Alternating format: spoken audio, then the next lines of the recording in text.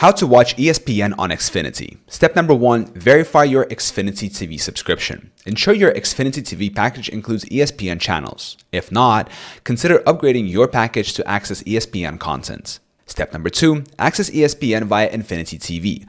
Using your Xfinity TV box, turn on your TV and Xfinity TV box.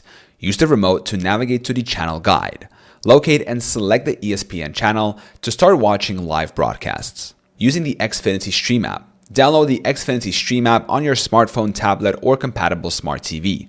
Open the app and log in with your Xfinity credentials. Navigate to the Live TV section and select ESPN to stream live content.